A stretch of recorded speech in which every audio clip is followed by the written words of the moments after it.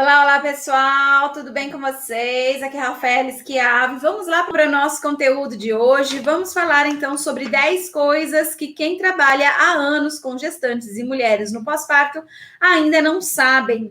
E a primeira aqui da nossa lista é muitas pessoas que trabalham com gestantes e mulheres no pós-parto têm a crença de que essas mulheres estão plenas e felizes, que gestação e pós-parto é o melhor momento da vida de uma mulher, que as mulheres, na hora que elas estão grávidas, parindo ou com seus bebês, né, é como se fosse a realização de um grande sonho, tá? Então, nós temos aí, sim, profissionais da saúde vivendo essa crença. São todos? Claro que não. Mas nós temos ainda uma boa parte de profissionais da saúde que vivem essa crença da maternidade romantizada, plena e feliz. Mas aí eu tenho alguns dados para trazer para vocês, né? Mais de 50% das mulheres que vivenciam esse período, elas não planejaram a gestação. Então, se elas não planejaram a gestação, mais da metade delas, tá? A maioria, então, portanto, a grande maioria das mulheres em nosso país, Brasil, que estão vivenciando aí a gestação e pós-parto, elas não planejaram a gestação. Então, essa novidade da gravidez, ela pode ser um choque, né? Uma informação totalmente desagradável, uma informação inesperada, uma informação que ela não gostaria de ter recebido. Só que essa mulher, quando ela chega lá, né, no serviço, seja de que nível for, público ou privado, muitas vezes as pessoas não estão prontas, não estão preparadas para acolher, né, essa sensação negativa de estar grávida. Então a gente fica ali no nosso mundinho encantado enquanto profissionais, acreditando que as mulheres estão plenas e felizes. Nós ficamos ali acreditando que aquela mulher que fala que não gosta, que vai dar ou que vai abortar, é uma mulher ruim, é uma mulher má, é uma bruxa, meu Deus, né? Como que pode uma mulher, uma mãe sentir isso, pensar isso e coisas assim?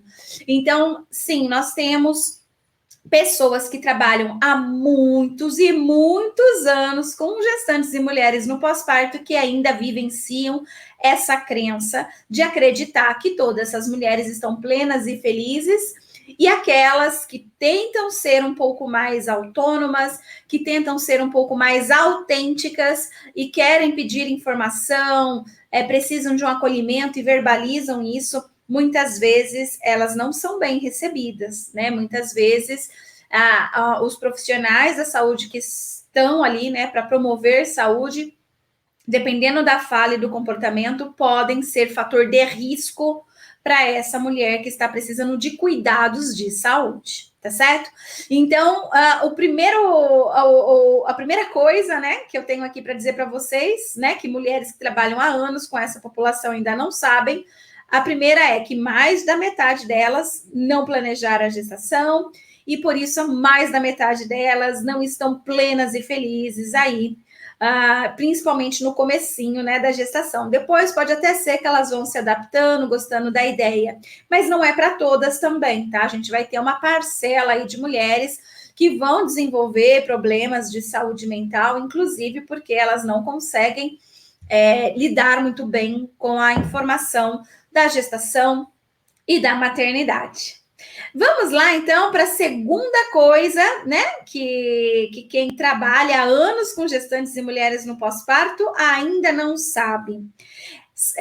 Conhecer o sexo do bebê pode ser um fator de risco. Nossa, Rafaela, como assim? Pois é, a maioria não sabe. É o que eu disse para vocês aqui no tema dessa live. Então, quando uma mulher ela vai fazer o ultrassom para descobrir o sexo do bebê, muitas coisas podem acontecer aí, tá? Então, para várias, será algo positivo. Inclusive, 99% das gestantes querem saber o sexo do bebê, tá? 99%, ou seja, a maioria quer saber o sexo do bebê. Mas a maioria também tem uma preferência pelo sexo do bebê. tá? Então, acontece que quando você fantasia o sexo do seu bebê, você idealiza, você imagina, você tem uma preferência. E aí, quando você vai fazer, então, o ultrassom ou qualquer outro exame aí que faça essa revelação, e o resultado vem ao contrário, né, do que você desejava, do que você queria, então, isso pode trazer um luto, tá? Então, a descoberta do sexo do bebê pode ser um fator de luto perinatal também para muitas pessoas. Então, assim, ao contrário do que a gente acha, que olha, quando a nossa paciente, a nossa cliente vai descobrir o sexo do bebê, né, que vai ser um momento encantador e feliz, precisamos estar prontos para acolher também a informação negativa, tá? Eu sou psicóloga, para quem ainda não sabe, e durante os meus anos de clínica, eu recebi diversas mulheres na gestação com a queixa, né, de ter descoberto o sexo do bebê, e o quanto descobrir o sexo do bebê foi uma notícia impactante, forte e negativa, a ponto de colocar essas mulheres em depressão durante a gestação. Algumas até com ideação suicida, tá? Eu tive uma cliente que ela queria realmente se matar, tá? Colocar fim à vida dela, porque ela não conseguia imaginar como que ela poderia viver o resto da vida dela sendo mãe de um bebê do sexo oposto. E se você tá achando um horror isso, essa live é para você. Tá? Se você pensou em algum momento aí, nossa, que horror, para que tudo isso? Essa live é especialmente para você, né? Eu faço todo esse movimento e essas lives para que você se desamarre dessas crenças, tá? De romantização da maternidade, porque infelizmente a maioria das mulheres no Brasil hoje estão apresentando problemas de saúde emocional porque profissionais da saúde ainda estão vivenciando crenças muito duras, crenças que são muito prejudiciais para a saúde mental de mulheres na gestação, parto e pós-parto. E isso traz uma série de consequências depois para o bebê, para o desenvolvimento do bebê, tá certo? A Mari Lima aqui falando, já vi muito sobre isso, uma mãe que tinha 3 meninos e queria uma menina. No quarto, ela esperava ansiosa pela menina e veio mais um menino. Foi bem difícil para ela. Obrigado, Mari, por compartilhar com a gente. Tá? Então, realmente, gente, é uma situação difícil quando, né, a pessoa descobre o sexo do bebê e ela estava criando uma forte expectativa de ser o sexo oposto àquele que é revelado. E sim, gente, ela precisa de acolhimento, ela não precisa de julgamento. Ela precisa de acolhimento, porque é uma dor válida. Para quem ainda aí não está entendendo muito bem, a gestação ela não acontece na hora que a mulher recebe o diagnóstico de gestação, que está grávida. A gestação acontece muito antes, desde lá da infância, tá? Essa transição para a parentalidade, na realidade, né? Não a gestação, mas a parentalidade, né? A gente já cria expectativas desde a infância. Imaginem você, a Joaninha, que brincava com a boneca Pedrita, né? E ela lá brincando com a Pedrita, e ela fala, gostei desse nome, quando eu crescer, eu vou ter uma filha e vai se chamar Pedrita. Ela vai, chega na adolescência, ela começa a falar para as amigas dela, nossa, então, eu sonho um dia em ser mãe da Pedrita, e a Pedrita era a minha boneca quando eu era criança e tal, e vai ser a Pedrita. Aí ela começa a namorar e começa a conversar com o seu parceiro, com a sua parceira. Olha, quando a gente for ter um filho, né, vai se chamar Pedrita e vai ser uma menina, porque é assim que eu quero e tal. Percebe que são anos, anos e anos de Pedrita. E aí ela é engravida do Pedro, né? Então, quando ela descobre que ela tá grávida do Pedro, o mundo dá uma desabada, tá? A sensação de plenitude e felicidade não é aquilo que vai acompanhar essa mulher nessa hora. Por isso, profissionais da saúde que estão nesse momento do ultrassom, né, da revelação do sexo, precisam estar altamente preparados para acolher essas emoções, né? Porque muitas vezes a mulher ela chora ali sozinha. Quando eu estava no período de graduação, no ano de 2003, se eu não me engano, eu fiz uma pesquisa em que eu entrava com a gestante na hora que ela ia descobrir o sexo do bebê dela pela ultrassonografia, para ficar anotando as reações que ela tinha, tá? Durante o ultrassom. Então, de acordo com que o ecografista, o ultrassonografista passava para ela a informação do sexo do bebê, eu anotava tudo, as falas dela e as reações emocionais e expressões faciais dela. Gente, a maioria que tinha uma preferência pelo sexo do bebê, porque eu já perguntava antes, né, antes de entrar e tal, eu tinha toda uma questão antes lá que eu investigava. Então, eu tinha lá, eu já sabia que ela tinha de preferência, eu sabia se ela tinha intuição, eu sabia muitas coisas ali. E aí, quando eu entrava com ela e o sexo revelado não era o que ela preferia, várias choravam de tristeza. Você via as lágrimas correndo nos olhos dela e aquela expressão de desgosto, aquela expressão de... Era mais ou menos um misto assim, de sentimento de culpa por não estar feliz. Né? Era um sentimento de culpa que vinha no olhar delas por estar chorando, né? Porque muitas delas falavam assim: olha, eu prefiro tal coisa, mas vindo com saúde é o que importa. Né? Então, essa frase era muito dita por elas: vindo com saúde é o que importa. Mas aquela decepção e sem acolhimento, não tinha ninguém para acolher ela. Ali eu não estava como psicóloga perinatal, ali eu estava com uma aluna de segundo ano de graduação, fazendo uma pesquisa, então nenhum profissional ali para acolher esse momento. E eu fico imaginando que até hoje isso deve acontecer e deve estar acontecendo agora. Mulheres descobrindo o sexo do seu bebê aqui no Brasil e sem nenhum tipo de apoio emocional ali de nenhum dos profissionais da saúde, tá? Que acompanham esse momento. E isso é lamentável, tá? Mas tá aqui. Como eu disse para vocês, são coisas que quem trabalha há anos com mulheres na gestação e no pós-parto não sabe, mas está sabendo agora. Porque é imperioso que profissionais comecem a descobrir esses fatos que eu estou trazendo aqui, essas informações, porque há anos, às vezes, está lá trabalhando e não viu isso, não percebeu isso, não sacou isso ainda. E o quanto que essas pequenas informações podem promover saúde mental ou podem, né, promover doença, né, ser aí um agente de risco para a saúde materno-infantil, tá? Então, essa foi a segunda coisa das 10 que eu tenho para falar. Vamos para a terceira, então. A terceira coisa que quem trabalha há anos com gestantes e mulheres no pós-parto ainda não sabe é que essas mulheres apresentam sentimentos de ambivalência.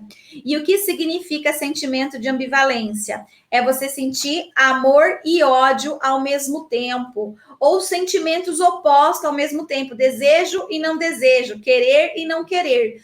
É possível, Rafaela, as pessoas sentirem desejos opostos, sentimentos opostos ao mesmo tempo? Sim, é possível pessoas sentirem sentimentos opostos ao mesmo tempo, e isso acontece muito, é uma característica muito forte deste período de gestação e pós-parto, tá? Então, uma mãe, por exemplo, ela consegue amar o seu filho, amar incondicionalmente o seu filho, mas odiar a maternidade, tá? E algumas pessoas confundem isso, alguns profissionais da saúde, né? Pessoas confundir isso é uma coisa, o problema é quando profissionais da saúde confundem isso, né? Então é por isso que eu crio aqui, né? E venho insistentemente aqui trazendo para vocês essas informações. Por quê? A mulher ela pode amar incondicionalmente o seu bebê, mas a maternidade está sendo pesada, está sendo difícil, está sendo puxada para essa mulher e ela pode odiar a maternidade, percebe? Então, sentimentos opostos. Assim como uma mulher, de repente, descobre a gravidez e não planejou a gestação, então ela pode ficar extremamente triste com a informação e, ao mesmo tempo, feliz, né? Tipo, nossa, eu queria tanto um dia ser mãe e agora está se realizando o meu sonho de ser mãe, mas eu não queria nessa hora, não era o momento, eu não tinha planejado para agora. Mas ao mesmo tempo eu fico muito feliz com isso. Então são sentimentos de ambivalência. Assim como aquela mulher que não quer gestação, não, né? Ela pode sentir o lado bom e o lado ruim. Então a ambivalência são sentimentos opostos que existem ao mesmo tempo e que a gente precisa dar uma certa atenção para isso enquanto profissionais da saúde, tá? Enquanto profissionais, precisamos dar essa atenção, esse cuidado, né, para mulheres que apresentam ambivalência, porque às vezes elas estão com sentimentos positivos, mas elas estão com dúvidas sobre os sentimentos negativos que elas estão apresentando. E às vezes o que ela pergunta, então, é sobre o negativo e não sobre o positivo. Porque o positivo ela tá bem com ele, né? Mas o negativo ela tá assim, meu Deus, eu nunca imaginei que eu pudesse sentir isso, eu nunca imaginei que uma grávida, uma mulher que virou mãe pudesse sentir isso, tem alguma coisa de esquisito em mim, né? Então, isso faz com que essa mulher queira perguntar, externalizar a parte negativa. Ela pergunta para algum profissional e às vezes esse profissional, por ter as várias crenças de romantização da maternidade, né, ele acaba não trabalhando da forma que deveria trabalhar, né? Muitos falam assim, você não pode pensar isso, ou então falar, isso é normal e não dá atenção, sabe? Coisas assim, não são receptivos e essa mulher continua com angústia, com a dúvida e que com uma orientação, um acolhimento que ela recebesse ali do profissional da saúde, a saúde mental dela iria para um lado mais positivo. Mas dependendo da posição, né, que aquele profissional se coloca, como ele fala, o tom, a afetividade que ele responde àquela pergunta, né, pode provocar naquela mulher maior angústia, tá? E pode vir a se tornar, então, uma alteração emocional significativa, inclusive, tá? A Laura, a Psi Laura tá falando aqui. Dias atrás li sobre isso, sobre a mãe amar o seu filho, porém não ama a maternidade. E isso é mais comum do quanto imaginamos. Com certeza, é muito, muito, muito comum, muito frequente, tá? Então, esse é a terceira coisa que quem trabalha há anos com esse público de mulheres na gravidez e no pós-parto não sabiam, mas passaram a saber agora, né? Então, qual que é a quarta coisa que quem trabalha com gestantes e mulheres no pós-parto há anos ainda não sabe? Mais da metade das mulheres nesse período chamado perinatal apresenta alterações emocionais significativas, tá? Isso significa, então, que mais da metade das mulheres nesse período de gestação e pós-parto estão sofrendo algum problema, algum conflito mental, tá? Que vai gerar nelas, então, ansiedade, estresse e depressão. A Loiane, é muito bom saber sobre isso, pois como mãe achamos um grande erro expor esses sentimentos. Guardamos. Obrigada, Loiane, por compartilhar com a gente, né, o que você pensa, né, sobre isso. E assim, tá tudo bem, tá tudo normal. Isso é muito verdade, Loiane. Amar o filho e odiar a maternidade é mais comum do que se imagina. E às vezes é como você está dizendo, né? A gente guarda pra gente essa informação e não compartilha com ninguém, com medo do julgamento. A verdade é essa, porque se a gente soubesse isso de outra pessoa, a gente ia julgar a outra pessoa, né? Por conta de falta de informação, porque a gente está dentro de uma cultura de romantização da maternidade. Então, a gente julga muito o outro. Então, a gente pensa assim, bom, se eu julgaria uma outra pessoa, essa outra pessoa talvez também possa me julgar. E aí, a gente não conta para o obstetra, não conta para o enfermeiro, não conta para o psicólogo, não conta para ninguém, para nenhum dos profissionais que estão nos acolhendo ali na assistência, né, a gestação, parto e pós-parto. Mas quando na realidade a gente precisaria fazer isso. Mas eu concordo que a maioria dos profissionais ainda não estão prontos e preparados para ouvir isso, né? Esse é o meu sonho, esse é o meu desejo, a minha vontade. Então eu iniciei, dei esse passo aqui, né? Trazendo essas informações diariamente para vocês nessas lives e também no evento que eu vou aprofundar mais nessas questões, justamente para que a gente possa ter um número maior de profissionais com conhecimento sobre isso, mais qualificados, então, e que vão poder acolher melhor, né, quando alguma mulher trouxer algumas informações sobre isso, tá? Aí, qual que é a quinta coisa, né, que quem trabalha há anos com gestantes e mulheres no pós-parto não sabe ainda? Que na gestação elas vivem uma maternidade idealizada, tá? o momento de gestação é um momento de muita idealização. Então, essa gestante, ela idealiza como que ela será mãe e ela idealiza como será o bebê dela, tá? Os homens também, tá? Eles também idealizam lá como que eles serão pais e eles idealizam também como será esse bebê, tá?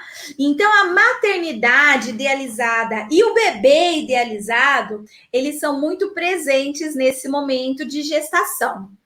E uma das coisas que eu via bastante das minhas pacientes no puerpério, no pós-parto, quando elas me procuravam já no pós-parto, era assim: eu estou indignada porque ninguém me contou que seria assim.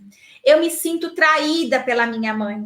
Eu me sinto traída pela minha melhor amiga. Eu me sinto traída pela minha irmã. Elas usam essa fala, tá? Elas se sentem de fato assim. É como elas se sentem, não é como, elas se sentem traídas, que ninguém contou para elas o quanto que é difícil a maternidade real e o bebê real.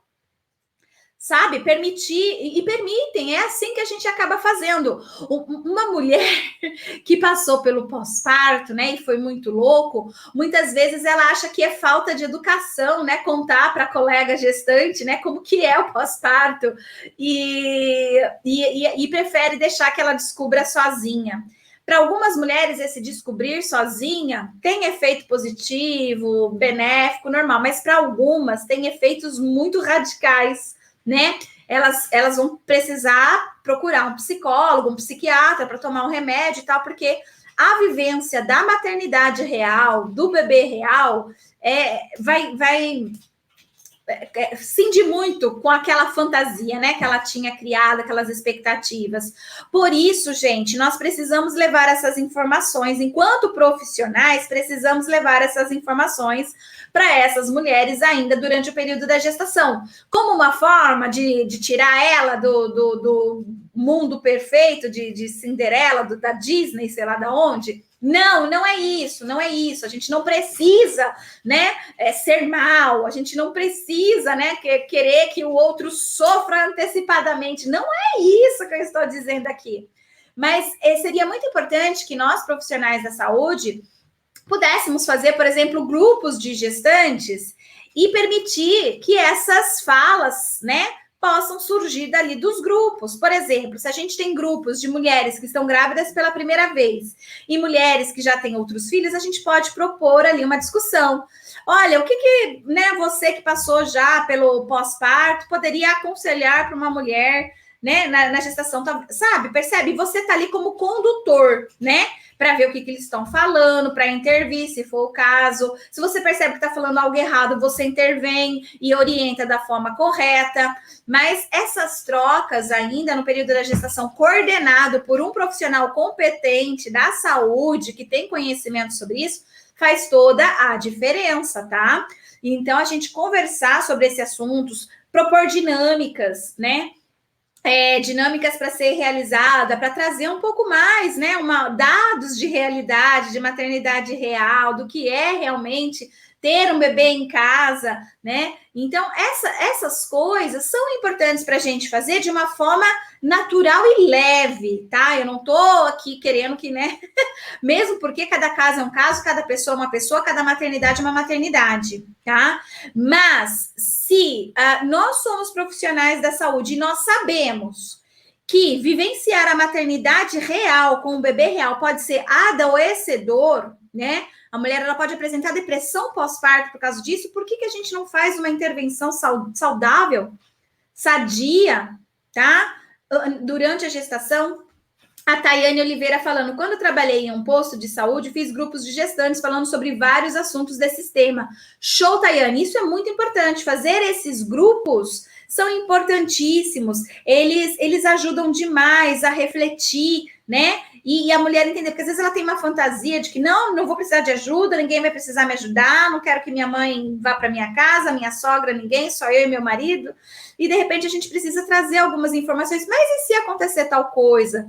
Você consegue contar com a sua mãe ainda assim, né? Será que não é bom deixar ela mais ou menos preparada? Deixar a sua mãe tirar as férias que ela quer tirar, ela não precisa morar na sua casa, não, mas valeria a pena você permitir que ela tirasse essas férias que ela quer e combinar com ela. Olha, mãe, se eu precisar, eu vou te ligar, eu sei que você vai estar de férias e você vai poder vir para casa para me ajudar nisso ou naquilo outro, percebe?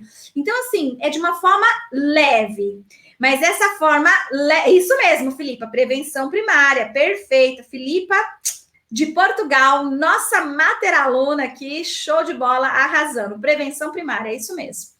Né? Nós precisamos atuar nesse sentido, precisamos cuidar da saúde mental, então, das nossas pacientes, das nossas clientes, desta forma. Então, é uma coisa que a gente não para pensar, mas que precisamos agir, precisamos fazer, né? Independente do profissional que nós somos, né? Existe essa oportunidade aí disponível para que nós adentremos nela, né?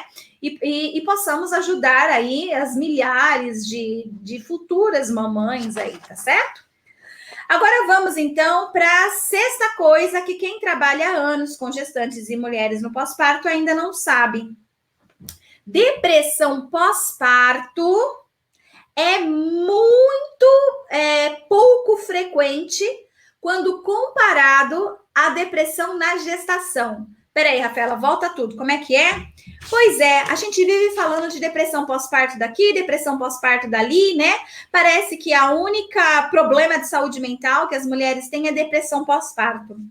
E isso está muito presente ainda no imaginário dos profissionais da saúde, tá? Mas está no imaginário dos profissionais da saúde, porque a ciência dos últimos anos já confirmou e reconfirmou que os sintomas de depressão, eles acontecem principalmente na gestação, tá?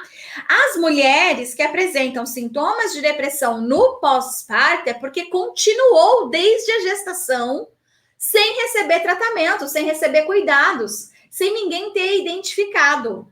Então, na realidade, a gente tem pesquisas que vão falar assim, ó, 25% das mulheres na gestação apresentam sintomas de depressão.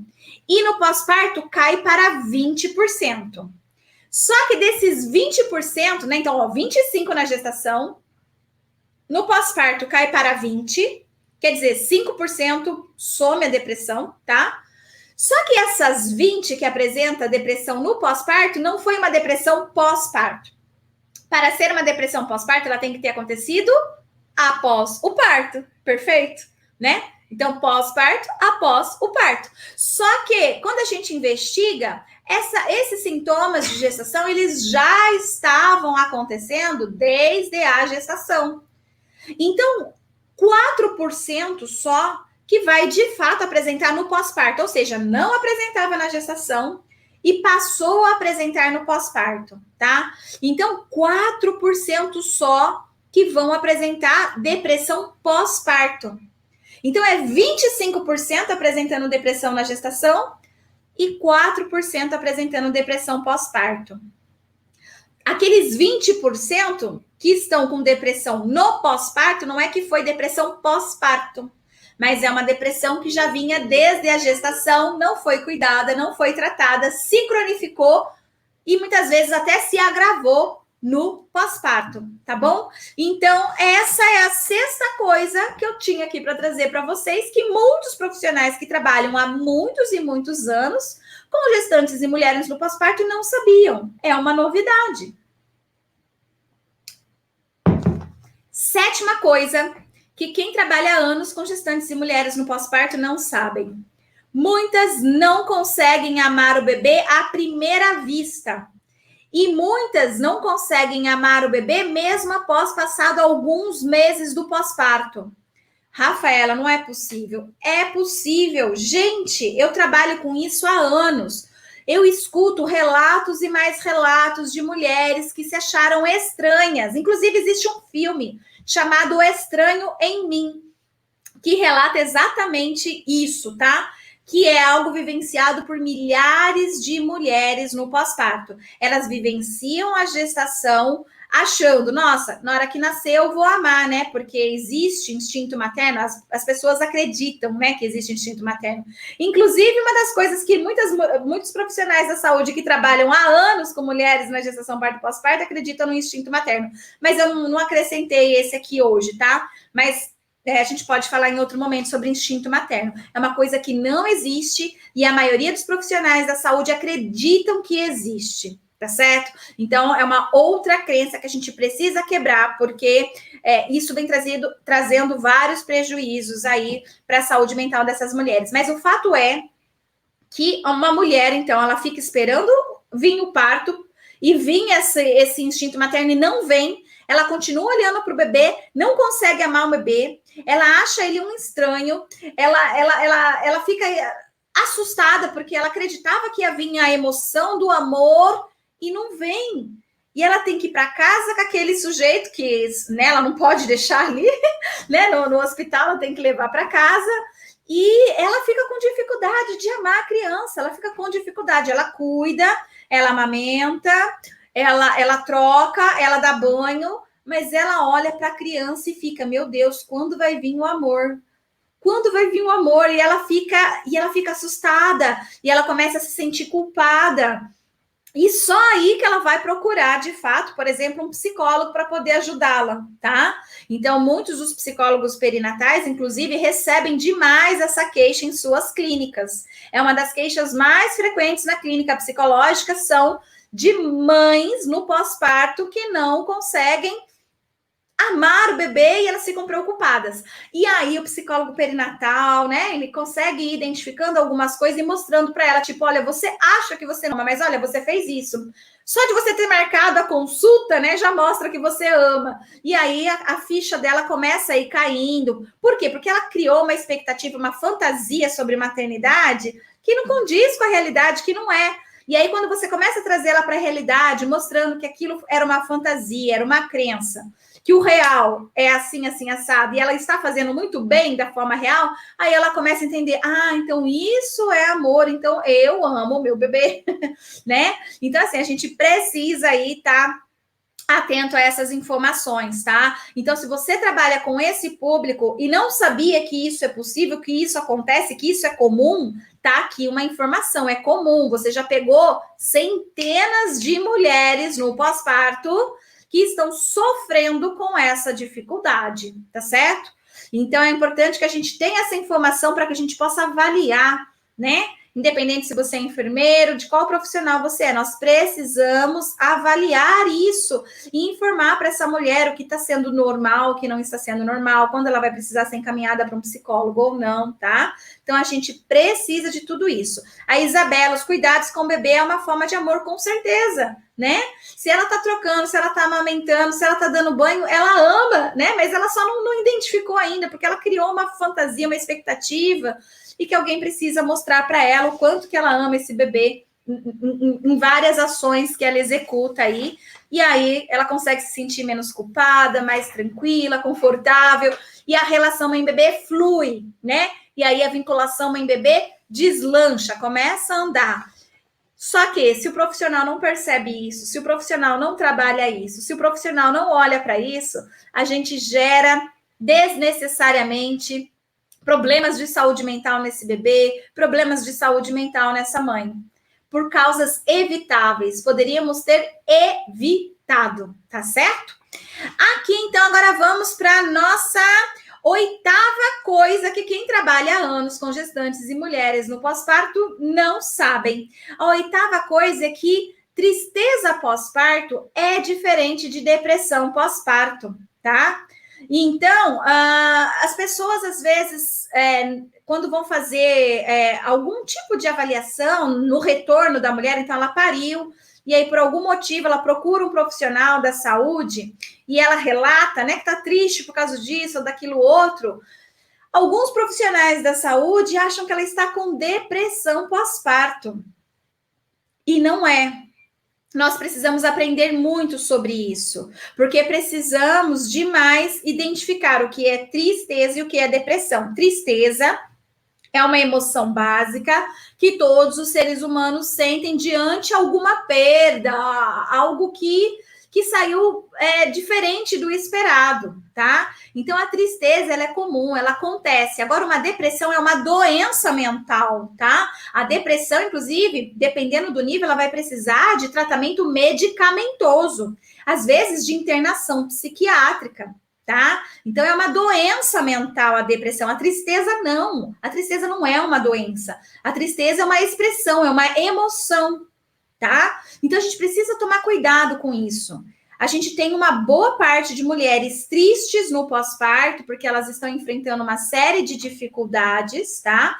Aconteceu uma série de coisas, de eventos com elas durante o parto, no pós-parto. Tem separação, tem morte, tem Covid, tem violência obstétrica. Gente, são tantas coisas, né?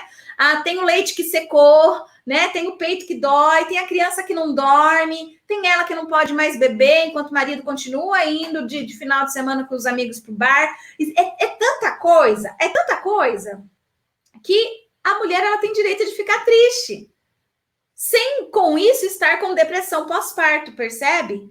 Que a depressão é algo mais grave, precisa de cuidados e tratamentos e tudo mais. Então, a gente precisa entender que existe tristeza e que existe depressão, tá? E tem muita gente que trabalha há muitos e muitos anos com mulheres no pós-parto e ainda não sabe disso, tá? E por isso, então, existe essa live de hoje, para poder informar pessoas de coisas que estava na cara e não viu. Por quê? Porque falta informação, não se aprende isso na graduação, não se tem acesso a esse conhecimento de vocês estão tendo aqui, ó, gratuito. Para ter esse tipo de conhecimento, com certeza vocês têm que pagar, né? Tem gente dando, mas não tá dando de graça, tá dando cobrando, né? Isso aqui é uma informação muito valiosa, tá? Está sendo dada de graça, então aproveite, agarre essa informação com todas as suas forças, né? Cola aqui no Saúde Mental Materna e não desgruda mais, tá? Porque são informações muito úteis aí para vocês no dia a dia de vocês, tá? E vamos para a nossa 10ª coisa que quem trabalha com gestantes há anos, né? Ou mulheres no pós-parto há anos, que ainda não sabe, tá? Então vamos para a 10ª coisa. Que eu já falei aqui, inclusive, durante essa live de hoje, que é amar o filho e odiar a maternidade, tá? Então, é possível, sim, muitas pessoas não sabem disso, muitos profissionais da saúde não sabem que é possível amar o filho e odiar a maternidade, mas como eu já disse para vocês aqui durante essa live de hoje, sim, é totalmente possível, isso faz parte, inclusive, da ambivalência normal, tá? E a gente precisa trabalhar com isso. Então, pessoal, passei para vocês as 10 coisas que quem trabalha há anos com gestantes e mulheres no pós-parto ainda não sabe.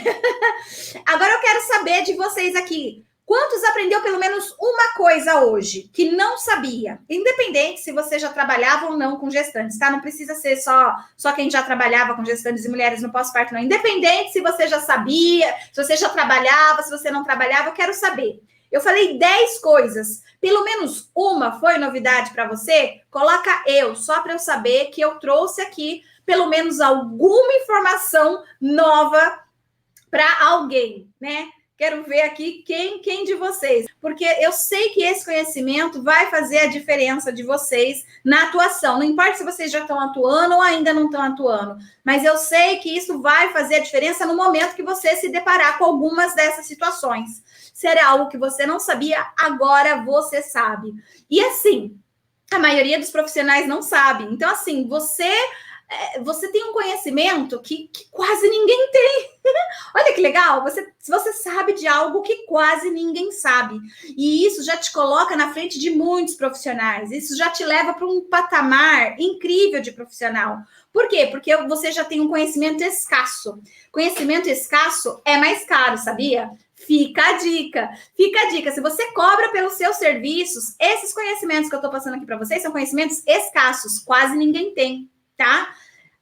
Acaba ficando lá na academia, quem faz mestrado, doutorado, essas coisas, tá? Então, você pode cobrar, inclusive, a mais, porque você tem agora uma informação que outras pessoas não têm, tá bom? Bom, pessoal, finalizamos a nossa live de hoje, fiquei muito feliz. Beijo no coração de todo mundo. Até amanhã. Tchau, tchau.